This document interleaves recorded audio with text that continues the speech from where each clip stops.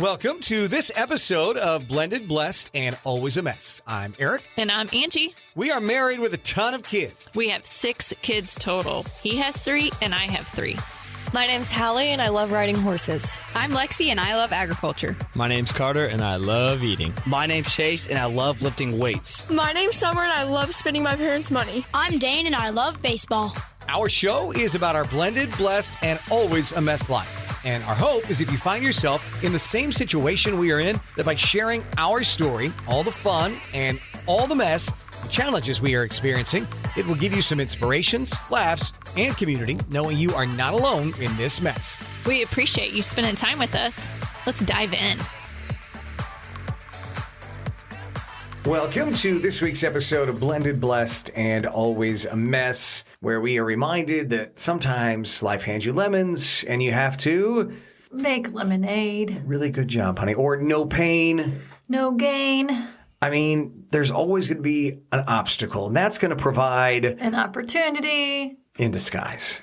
I mean, it's pretty good. Week or two we've had. I would say a couple of weeks. It's been, honestly, can we be really honest? I would say a 2022. Yeah, true. A year. And we've talked about it in earlier podcasts. Like it felt like God really blessed us for a long time. And he's still blessing us now. I shouldn't say it that way. But God let us have an easy go of it for a while. You know, meeting each other in 2019. And then, you know, early 2020, what seemed awful for so many, COVID, ended up being a blessing for our family with a lot of time together. And then even 2021 kind of eased back into things. 2022. He's like, all right, now let's have some fun. Real life. I've aligned the stars for you. And now anytime you plan something, I'm just going to kind of dabble in it to remind you of who's in charge. Going to mess with health. I mean, for not just us, but kids too. It's just a good reminder of like, wow, we are not in control. Not in control. We serve a good God who is good in all things, whether it seems good and easy or whether it seems difficult. But I think it's really cool to learn about that. Maybe it's not cool. Is good to learn in that is that God's always working on us. And I think as we do get older, I've always thought this is what I love about people that are even older than us. They're 60, 70, 80 years old. Do you ever notice how it seems like they don't sweat the small stuff anymore? Oh, totally. And it's because they've gone through all these things. They're like, that's not that bad. Not that big of a deal. Yeah, you're going to do a lot bigger things, and you're in stuff right now that's not that big of a deal. So I don't know. It feels like that's where it's at. But the last few weeks have been a bit of,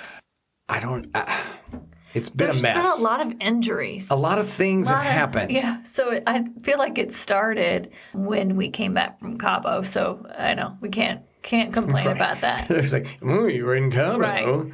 But we came back. That's when we decided the Addisons, Amber and Adam, who were on last week's episode, agreed to be on the podcast when we were in Cabo. But when we came back from there, it wasn't all sunshine. The morning of travel, I get sick. We were supposed to watch the sunrise.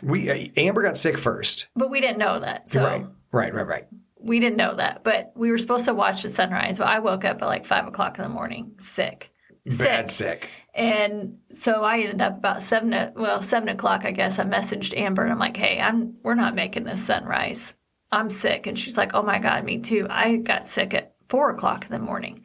So it was like, oh my gosh, what are we going to do? You know, we're traveling back. We made it, but about the time, a couple hours later, Aric started getting sick. And I feel like I have never actually gotten over that. Like it's just been this on and off thing for a couple weeks where my stomach's been completely jacked. Anyway, finally started taking a probiotic and a Z-Pack this week. And today is the first day in a couple weeks where I felt like, oh, I'm actually human again. And I knew you were sick because, one, you had zero energy. You weren't yourself. Like, if you know Angie at all, she is full of life and wakes up and gives to people. And she was getting through the day. I mean, you could tell it was a struggle. And then yesterday, she had a really big work event in St. Louis, about 2 hours away. She bagged it. She took a nap in the middle of the afternoon in a work day. That's when I know she's sick. Like, if she naps during a work day, she's not well. And so it was that. And I've still had stomach issues. Amber's lasted for a while as well. So, it was one of those things like, oh, you're in Mexico. We weren't at an all-inclusive. Like, we were going to very nice restaurants in Mexico, and we just got a hold of something that just a bad luck deal. It was a bad luck deal. So we come back from Cabo, and, immediately Tuesday we're running kids everywhere. I have to tell a story on you. Okay. So, all right. I'm not even sure where you're going with it, but I'm sure I'll catch on shortly. We have one nice vehicle.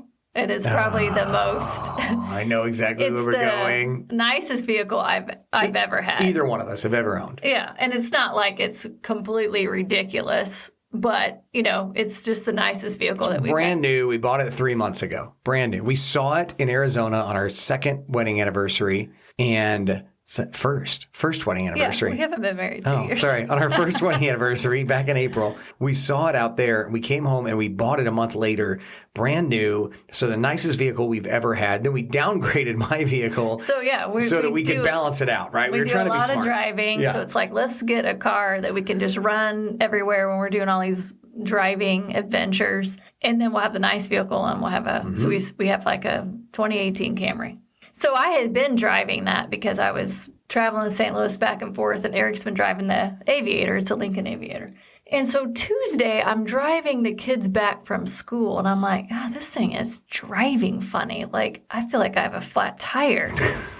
But the tire pressure was all good. And I even messaged Eric. I'm like, I don't know if this car needs alignment, but I'm scratching my head a little bit going, no, I know I have not hit anything. I know exactly where I was at work, and I was like, oh, shit. So he never said anything to me. He just was like, I'll take care of it. I'll take care of it. So he switches me out vehicles, takes it to Big O Tire. They do an alignment. And then he was like, well, they fixed it. I think they fixed it. Just drive it and see. And I'm like, well, okay, yeah, it's a little bit better. But now I have a low tire pressure light on. And so he's like, well, I'll take it back to him. They probably didn't do something right. So he takes it back to him. And then that's when he's forced to tell me what really happened. For the record, it wasn't the second time. I told you the first time because I was like, oh, I feel awful. This is one of those things when Angie was in Dallas for her women's event that we've talked about, that we're so proud of, for the Huddle episode. She was gone for several days, right? She left for a few days, and then I met her in Cabo. So I drove the Lincoln while she was gone, and she took the Camry to the airport. Well, in that process, I was still planning for your birthday. And I know exactly what happened. It was a Wednesday afternoon. I grabbed a gift for you from Lexi, our daughter, at her apartment. And then I headed to downtown Columbia to get a second gift. In that process, someone called me, and I tried to get my phone out of my pocket. And when I did that, I kind of just it just went off the road on a very narrow place. But it wasn't like I eased it back on. Like, yeah, it dropped off. And I was like, oh, crap, don't like that. But probably everything's fine. I monitored tire pressure for the next 2 days till I met you in Mexico. Everything seemed fine. He just had never had it at 75 miles an hour. I didn't have to get it up over 60, 70 miles an hour. Turns out I bent the wheel. Not ideal on a brand new vehicle. If you need a new wheel, that's going to be over $1,000. Luckily, I have a lot of clients, and one of them in the auto body industry who had a wheel guy who was able to unbend the wheel for $175. She is back in business. Yeah, so he fixed it. I didn't even get mad about it because I maybe once or twice have ran over a curb. It happens. Can I say to you that I was super impressed that you didn't get mad? I was waiting for you to lose your mind, get super angry. Have I ever lost my mind on you? I don't know. I mean, I think I just was worried about it. Overall topic of today is empathy and being able to empathize. And I know if I would have lost my mind on him, that the next week I probably would have hit a deer or something. I love your mindset. I also put myself in your shoes and know that the prior vehicle, I totally ran over a curb with it. So, and she confessed that later. Happens. So I thought she'd be mad. She's like, "Well, I'm not mad at you because I did this in the last vehicle." And I was like, "Oh, okay." But why I bring that up is that week we still weren't feeling great. Aric is running everywhere to try to get the vehicle fixed. On top of that, because of our water damage we had in June, they were finally able to replace our floor, start painting the basement, all these things. There was so much craziness going on that week. So to top it off, Summer had soccer practice Wednesday night. And because I was gone the week before, we ended up having my kids the rest of the week. And at the last 10 minutes of practice, completely twisted her ankle. Bad. And that weekend, they have a big qualifying tournament for soccer, and she's definitely one of their good players on the team, or key player, right? The team's great, but she's a key player.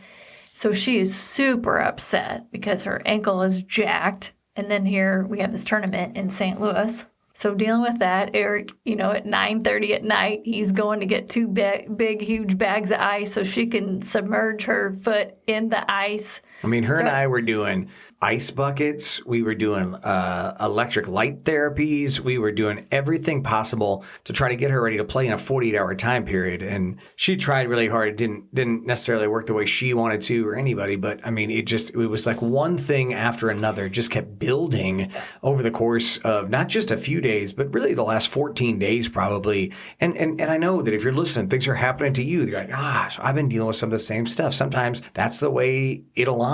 It's not the way you want it to do. So what do you do? How do you persevere in those moments? And for us, it felt like it just kept building. Yeah, and also your neck was jacked, and you end up going to chiropractor a couple of times. And Friday morning, you had an adjustment that you end up getting a bad headache from. Thursday, I had driven to St. Louis to take Hallie to Ohio, or to the airport, so she could go hang with her girlfriend that she had sold a horse to, and they become best friends. So she could head there and ride horses for the weekend. Let's see what else. So then Friday, I pick up the twins and we head to St. Louis for a soccer tournament. Well, all the kids have stuff going on all weekend. So Summer had, and I put this on my story if you guys follow it, but Summer had wanted to get Aric a soccer shirt with her team logo on it. He helps her a ton with soccer. She really, appreciates his level of involvement. But she wanted her name on the back of the shirt. So she had just given him that shirt that week. So she gets hurt. So Tuesday, she gives me the shirt. Tuesday, she gives him the shirt. Wednesday she hurts her ankle. Friday's the game. And for me, she gives me the shirt. And it's what every bonus parent wants, right? You want a deep relationship with your bonus kids, or you should, right? If you're in a relationship and you don't want that with the bonus child, you probably don't want to be in that relationship. We've talked about that. Like, don't engage in this unless you're deep in with the other kids. Angie and I both, with the other children, we've dove in head first. I mean, it teared me up when I got this gift from Summer, because there was a note that was like, thank you so much for how much you work with me and you coach me and you're there for me. And she got me this jersey with her name on the back. It was her team jersey. I mean, it was a really big deal for her, for me, and it just meant a lot, right? So she gives me that, and then she has the tournament, and I'm trying to get her leg better, but we both know it's not quite right. You pick her up from school on Friday, and you guys Chase and Summer head to St. Louis because we just had the twins for the weekend. And I know it's an 8:00 game, and we live about an hour and 45 minutes from where she was playing. I had a hugely busy day on Friday that day. So I'm trying to hustle up, get there just as quickly as I possibly can. In that process, I run home, and I know I'm pushing on time. I want to get the jersey on. It's changing weather here in Missouri at this time. So I'm thinking I got to get some sweats. I got to get something long sleeve under the jersey. I got to grab my stocking cap and gloves. In that process, I do one of the dumbest things I've ever done injury-wise. I mean, I talked about this on the radio that next Monday, and I had people messaging in. They were laughing, but they were also, I've done all these dumb things as well, because people can relate. You get to what we learn. You're in a hurry, in a big rush, trying to do all these things. You go too fast and you hurt yourself. So I get home and I'm changing clothes. I'm trying to get out the door to get to St. Louis, and I reach up the top of the closet to grab my stocking cap and gloves that I haven't needed since last April, first week of May. And I get it down, and my stocking caps are where are my gloves? Well, they must have fallen out because I always put my stuff back. Yes, he's OCD. Everything has its place, and it belongs there and stays there. Yeah, so it's got to be up there. I reach around. I can't feel it. And I'm like, I have to get there. This girl, Summer, just gave me this note and this jersey.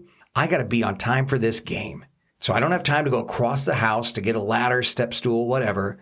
You know what? I work out. I'm in good shape. I'm just going to jump up to the top of the closet and see where my gloves are.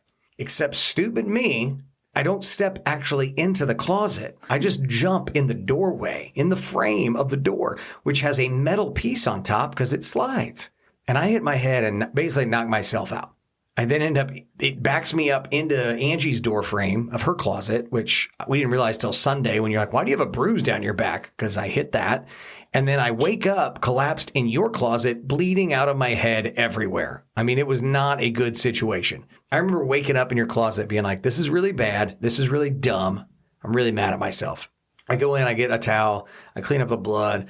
Where do I go? I go to Amber's house, right down the street. Adam and Amber on the podcast last week. I go down to Amber's. I'm like, Amber, you got to help me. Super mom Amber has the jersey, the white jersey Summer gave me clean. It's covered in blood. She has it clean within like 2 minutes and gets me patched up. So I drive to St. Louis. Should I have? Probably not. I was concussed. Doesn't tell me any of this. Well, no, because you would have told me to stay home. But I've got this daughter that is so appreciative of me. I'm not letting her down. All I can think about is I'm not letting her down. That was the only thing on my mind.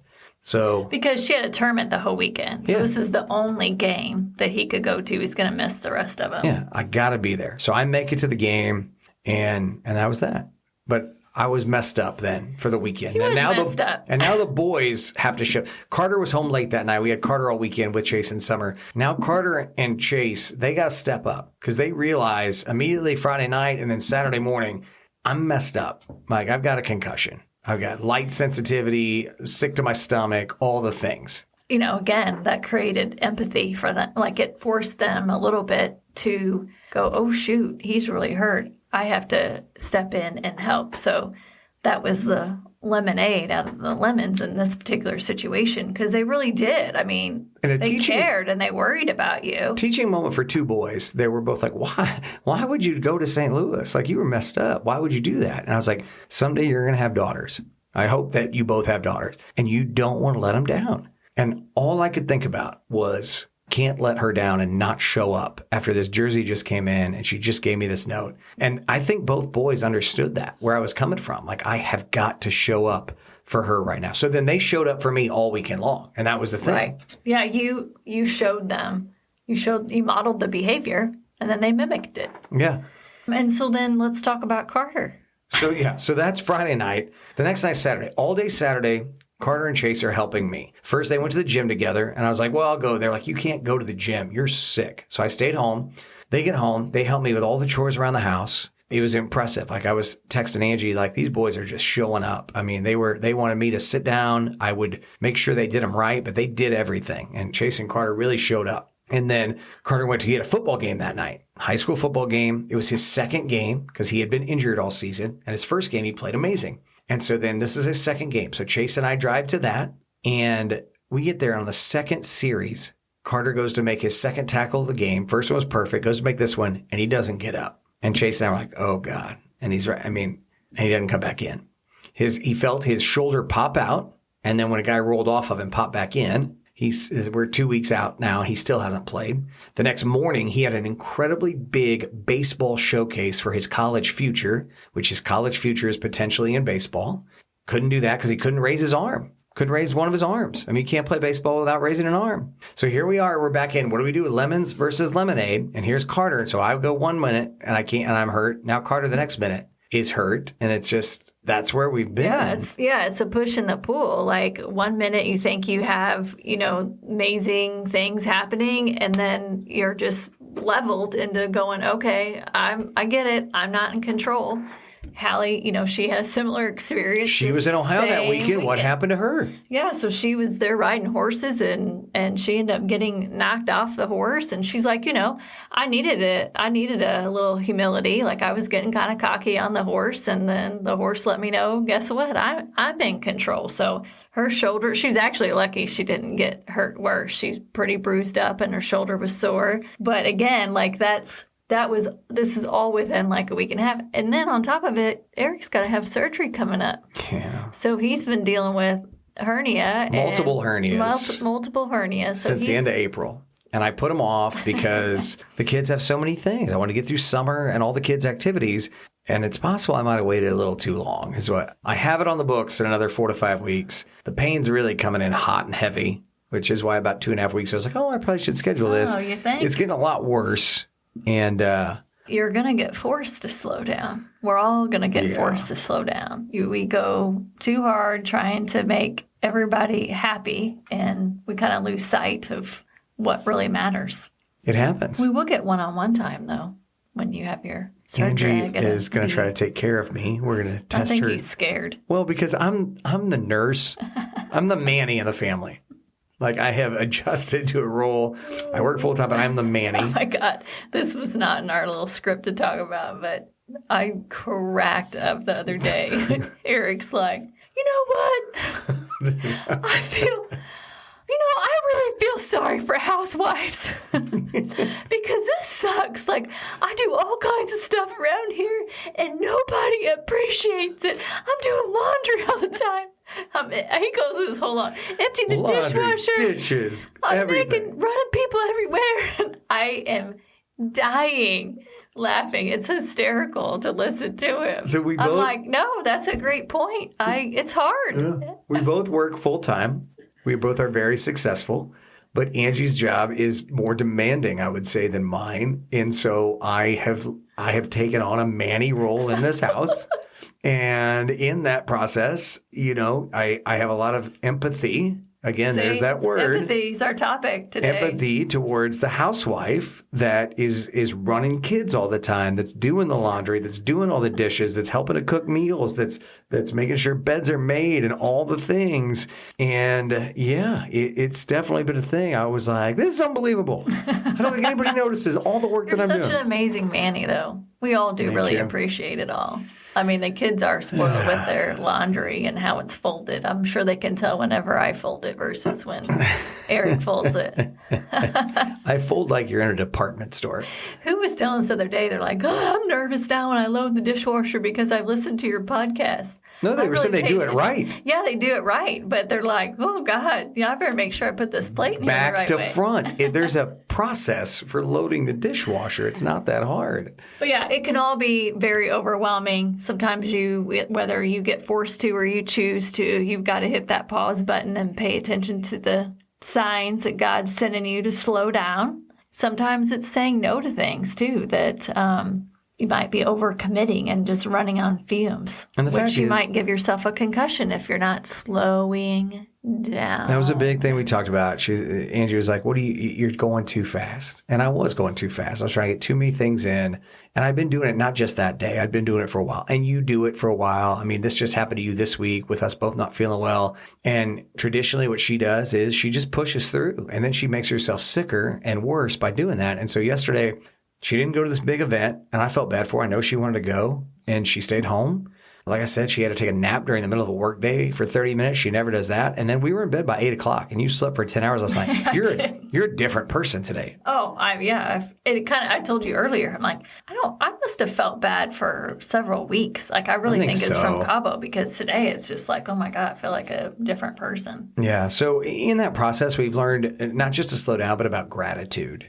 I think one of the things we've talked a lot about how we pray before meals. And what Angie and I have both noticed lately is that the kids' prayers have started to be... Thanks for making the food. Yeah, I don't know if selfish is the right word. Like, oh, I'm glad we're having this for dinner, or I'm thankful we're getting this, or that. Well, it's what they're grateful for. Yes, rather than gratitude. We've realized that we probably need to focus a little bit more on empathy. And part of that is really thinking about others, like trying to put yourself in the other person's shoes. And I think more switching to who's someone that you want to pray for kind of starts forcing that a little bit. You have to think about other people. All those things. And not only that, but, in this world we live in right now that is such a microwave society, right? You've got your old, you would make a baked potato in an oven and it took a long time. Now you put it in a microwave and it's ready in no time.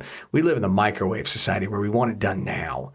And unfortunately, I think that means that not just our kids, us too, probably forget that it does take time to make things happen, or you forget quickly how good it is. And so we're in the process with Hallie and Lexi both moving out of this house that we built 2 years ago, kind of do a little room switch.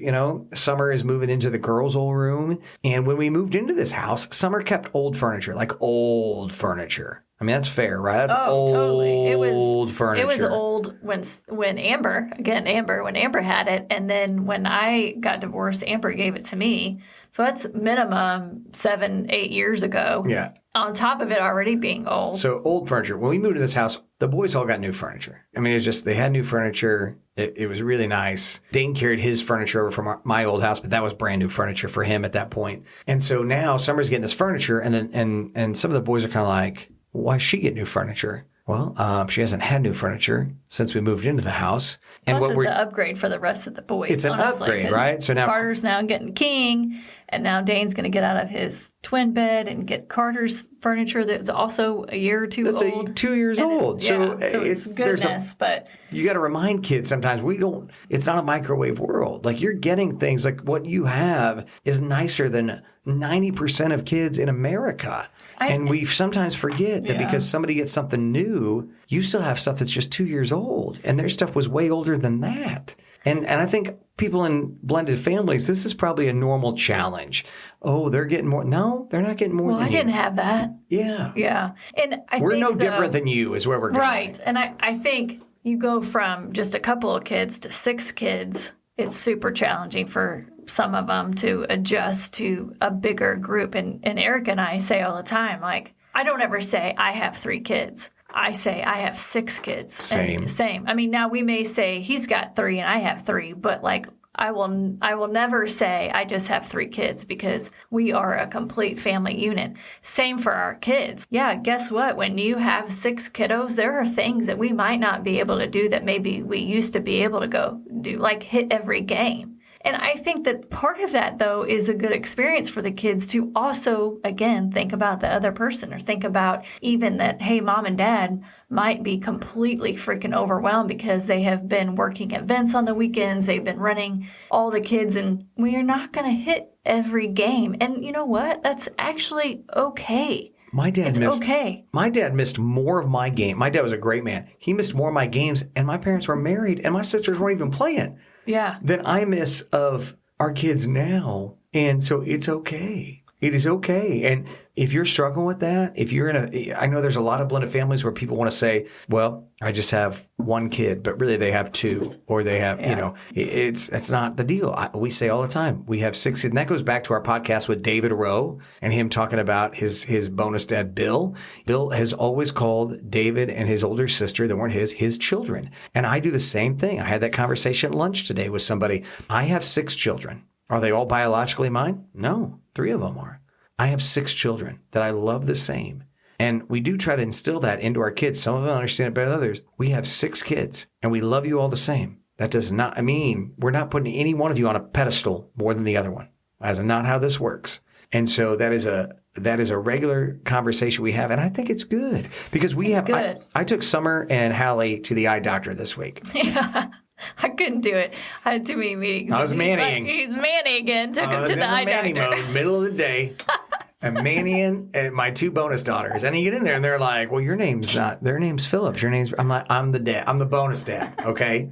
I got this. And so they're like, well, do you want to come back with, so I go back with Summer because she's 13. Feel like I should be in there for something. And the nurse turns and says to me, I listened to you on the radio and I just told my almost husband we're getting married and we each have 3 kids. They have 5 boys and a girl. Whew, that's a lot of boys. Oh, man. Yeah. And she said, I heard Aric talk about on the radio his blended family of 6. See, it can be done. We can do this. So I gave her the podcast. I don't know if she'll ever listen to it or not, but that was a moment, right? And then they're like, well, do you want to come in for your other daughter? I was like, we had the conversation. She would be like, F no. I said, she's almost 21. She wanted the ride to save gas. She does not want me in the room with her. As I walked back by, Summer and I finished, I walked back by her room. I was like, honey, do you want me to come in? Because one, I like to embarrass the kids.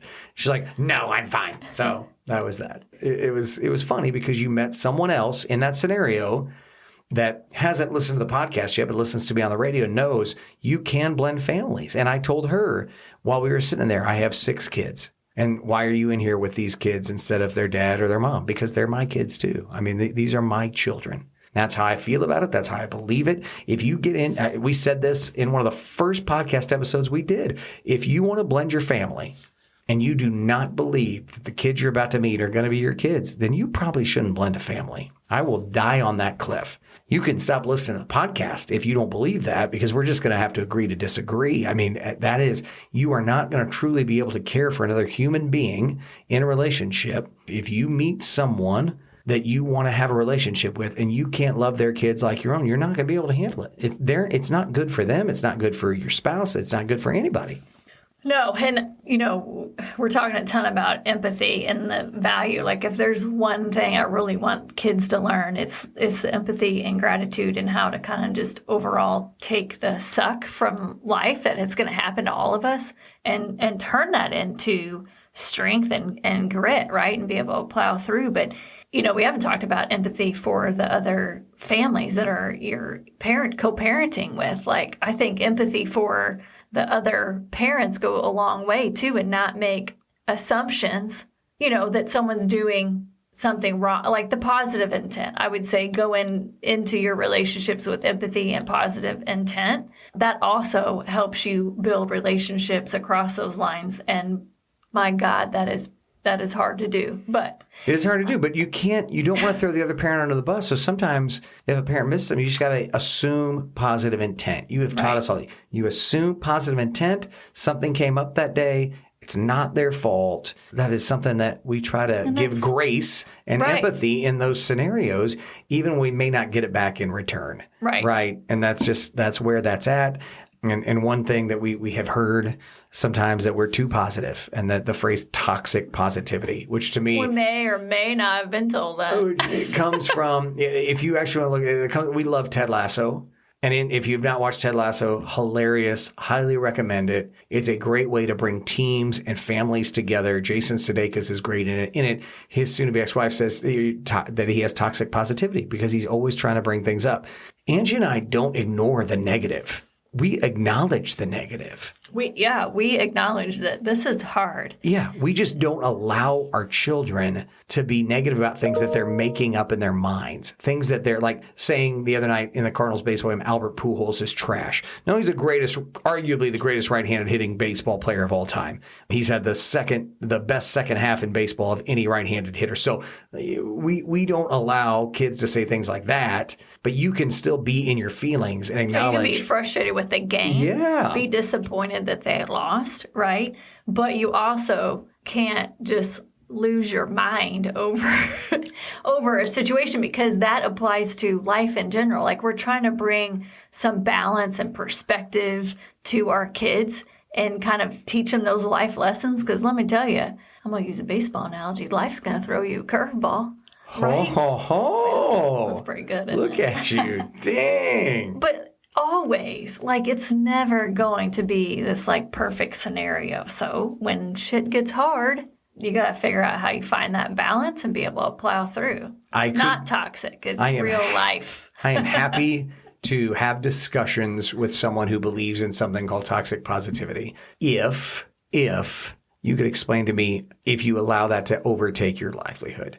Because I think what I know of people that believe in toxic positivity, they're just negative people. Now, maybe you're a positive person that believes in it. If that's you, explain that to me. But the only people I know that believe in toxic positivity are negative people, right? Yeah, I mean, I think if you're like the type of person that's like, everything's amazing, this is all great, and you ignore the challenges in life, that's toxic. Totally get that. We don't do that. But trying to find that balance in life, that's not toxic positivity. But I do want our kids to try to look at when times get hard, that they try to find the silver lining. Right, because it is there. It is always there. And trying to keep kids out of depression that way. I mean, for sure. I mean, I do that. I have a rough day, and then I immediately have to try to think about, okay, what am I grateful for? What's good about today? That's what I love about John Gordon, the author and the motivational speaker. Really he takes gratitude walks daily, and he started doing that years ago because he used to get depressed and negative, and his gratitude walks helped to pull him out of it. So Angie and I try to find things that we're grateful for. We try to bring that into our kids' lives, and we absolutely love that. So that's where we're at with that.